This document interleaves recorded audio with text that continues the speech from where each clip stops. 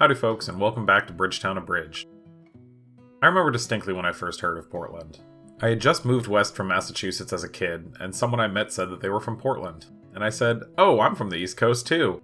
And to this day, I'm not sure which one of us was more confused.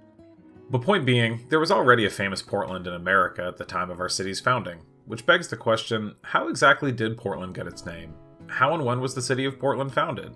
Well, dear viewers, that's a story that's as interesting as it is filled with people who have streets named after them. So let's get right into it. For at least 6,000 years before Portland was Portland, Oregon was Oregon, or European colonists had ever encountered the Pacific Northwest, the Chinook people inhabited the lands that we now call Portland. By the turn of the 19th century, the native peoples of the region had already been devastated by disease brought to the continent by Europeans.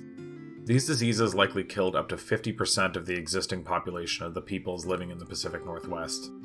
In 1805, around 50 years before the founding of the city, Lewis and Clark documented that there were still over 30 indigenous Chinook villages in the Portland Basin. Most of these villages, like many present-day Oregon cities, were sited along the riverbanks of both the Columbia and the Willamette rivers.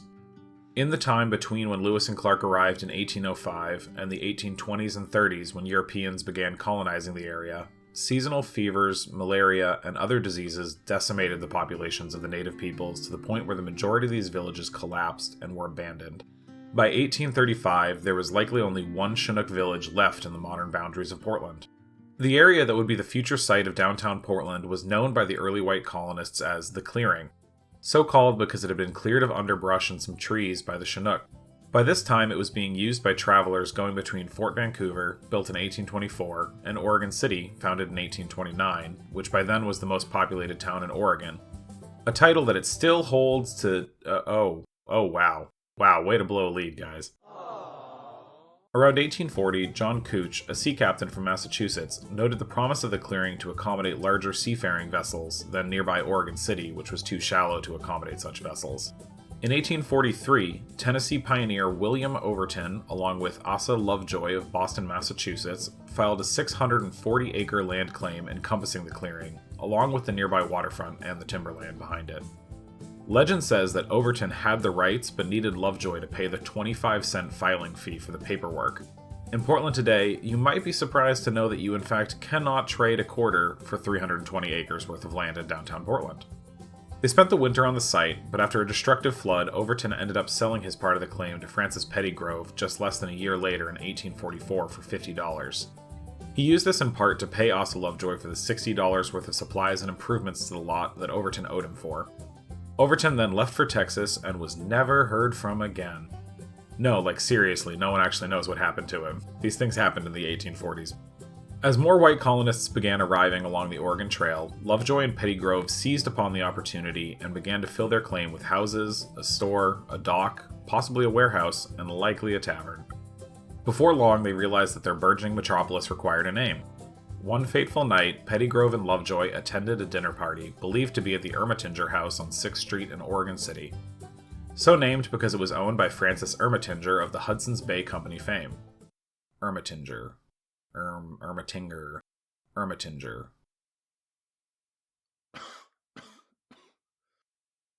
Speaking of names, when it came time to name their new town, the two men both had the same incredibly original idea, which was to name it after their hometown. Pettygrove being from Portland, Maine, and Lovejoy being from Boston, Massachusetts. The two men agreed to a coin toss, using this 1835 minted copper penny. Pettygrove had heads, and Lovejoy had tails, and the story goes that in a best out of 3 tosses, Pettygrove's coin landed heads up twice, thus winning him the coin toss and the naming rights to the city. As far as the penny goes, Pettygrove retrieved it and took it with him when he left Portland and traveled north to found yet another town of Port Townsend, Washington. What became known today as the Portland penny subsequently ended up in a San Francisco bank's safe deposit box and was eventually given to the Oregon Historical Society around 1910 and is still displayed in their museum today. As far as the land claim goes, on November 1st, 1846, Lovejoy sold his half to Benjamin Stark, as well as his half interest in a herd of cattle for $1,215. 2 years later, Pettygrove had already lost interest in Portland and became enamored with the ongoing California gold rush, and so on September 22, 1848, he sold the entire remaining town site save for only 64 lots they had sold off and 2 blocks he kept for himself and Stark to Daniel H. Lownsdale, a tanner. Although Stark owned fully half the town site, Pettygrove just kind of pretended that he didn't because Stark was on the East Coast with no plans to return to Oregon.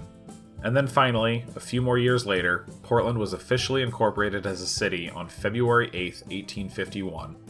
By this time, it had grown from a clearing to a population of 800 people and sported a steam sawmill, a log cabin hotel, and a little weekly newspaper called the Oregonian.